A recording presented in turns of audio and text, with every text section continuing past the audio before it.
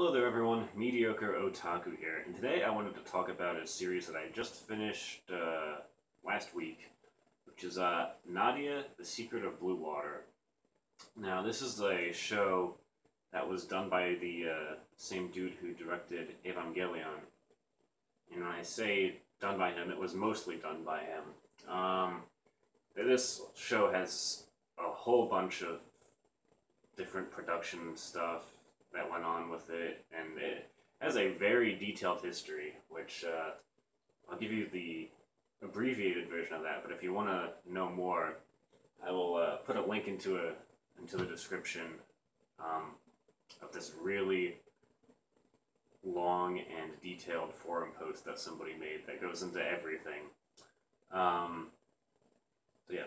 So this follows the story of a young boy named Jean, who is an inventor, but none of his stuff really quite works exactly as he intends it to. It always ends up kind of breaking down. And he enters this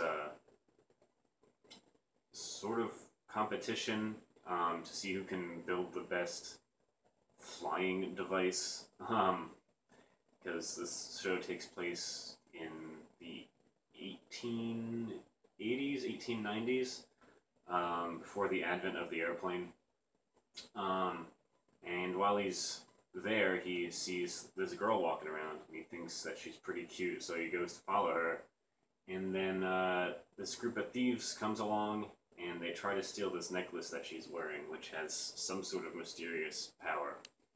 I don't think the thieves are fully aware of it at that point, but as the show goes on, those thieves become much more friendly with the main cast. So yeah, that happens, and then Jean and Nadia set off trying to figure out what the secret behind this necklace is, because it glows whenever they're in danger, pretty much. And then through a course of events, they end up on this submarine captured by this pilot named Nemo. I don't know if pilot is the right word for that.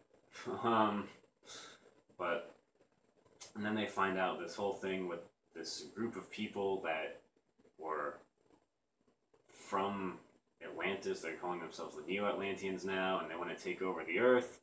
And it gets crazy. I really don't want to go into any more detail than that, because there's just so many wild plot turns, and I feel like you should really experience them for yourself if you plan on watching this series. Because it went into a whole bunch of different directions that I was not expecting. So for those of you who don't know, this is loosely based on the Jules Verne story, 20,000 Leagues Under the Sea, which I remember watching a movie for that at some point in elementary school. Don't remember much about it, but I'm pretty sure it did not play out exactly like this does. But it clearly has some of the elements in there. But interestingly, the original concept for this series was actually thought up by Hayao Miyazaki, which, if you don't know who he is, he does a bunch of the studio, well, he did a bunch of the Studio Ghibli stuff. He's not with them anymore. I don't really know what he's up to these days. But yes, like Spirited Away, Princess Mononoke, the early Lupin the Third stuff, Lupin, however you prefer to say it. So yeah, this guy really has created a bunch of stuff that people love. And it's interesting because before I even was aware of that, the way that the machines moved in this show really reminded me of how Miyazaki likes to animate them in his films. I can't really describe the way they move, but I just, from looking at it, I was like, this really reminds me of Miyazaki. And then as I read up on the series, I found out more. So that's the first interesting tidbit of information. The next interesting thing is that This show was originally planned to be 27 episodes. However, the fine people at the broadcasting station were like, Mr. Ano, how about you give us 39? Which he agreed to. However, he did not really have much involvement with those additional 12 episodes that were produced. He got a different guy to direct them, and you can tell right away that the tone has shifted with the very first episode. This series prior to episode 23, which is the first sort of filler episode, although you still have to watch at least a few of those episodes, which I will tell you which ones you should watch if you just want to cut the crap and get through the bad stuff. But yeah, so the original 22 episodes are pretty grounded in reality. And then in episode 23, there's a scene where Jean, Nadia, and this other character, a little girl named Maria, and a white lion named King, are in this submarine, and it starts leaking. So Jean goes over and he starts drinking up all the water, and he expands so much that he's able to clog all of the other holes with his other body parts. And that right there, to me, was the signal that this is not the same show that I was just watching. And there's all sorts of stuff like that that happen throughout these 12 episodes where it's basically them stranded on an island.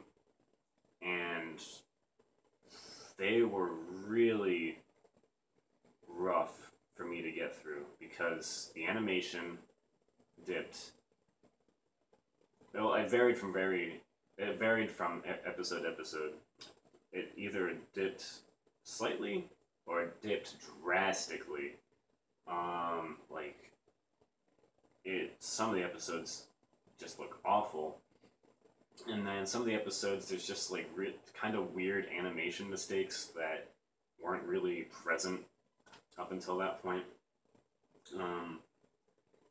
And I think what had happened was they actually outsourced some of these episodes to a Korean animation company. And it's staggering, honestly, because this is one of the best things that I have seen animation-wise from the early 90s.